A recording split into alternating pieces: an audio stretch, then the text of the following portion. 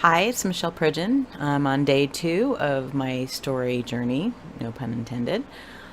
I had a lot of progress this morning, and my whiteboard is my best friend. And what was interesting to me is when I combined writing my notes on the whiteboard and I explained my ideas, I really only started with this circle and Octavius.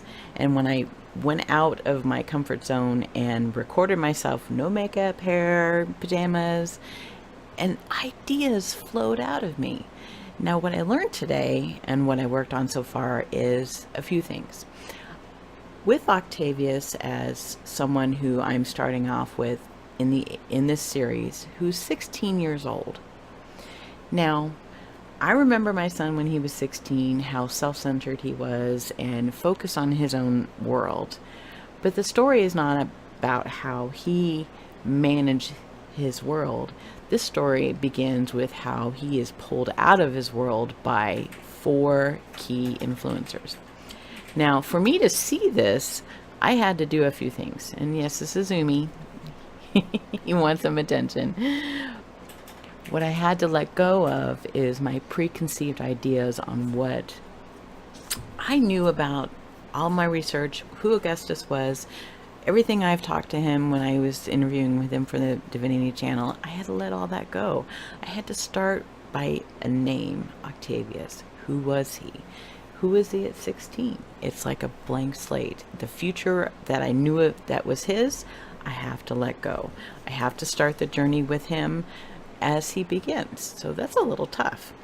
The other thing I had to let go of is my bias. Knowing where his journey was going to take him, knowing the obstacles that he was going to have a problem overcoming. And yes, he does, but I had to let all that go. So it's hard because it's kind of like you can't forget what you already know. You can pretend you don't know it, but you still know it. The other thing I realized this morning is that I had to be open to seeing, as I talked about, the influencers in Octavius' life.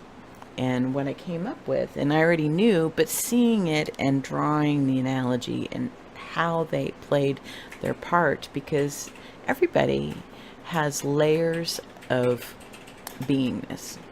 And what I mean by that is you can be one way in your head, the way you play out your life, the way you progress that you think is going to happen. But then on top of that, you add the layers of the people that are important to you, that influence you, that help you make decisions, that move you into different directions. Those all impact on who you are and your way of being. So to separate those out from a character, from a real person, is a little bit difficult. But by opening to seeing that, then I can say, okay, Julius Caesar had a plan clearly in the beginning of this story. His stepfather, Philippus, had a plan. So someone who's young like that is going to be guided in the direction of where their life's going to head. The other thing that which I already talked about, the layers of being, is that I had to be open to seeing patterns of change. And when you think a story and your characters, how they react to things happening to them, they feel about it, they react, they behave, they move forward, they move backwards, things change. They all are a reflection of who you are becoming from where you had started and where you're going to end up. So seeing these as not so nebulous and seeing that they are realities that are going to come into play.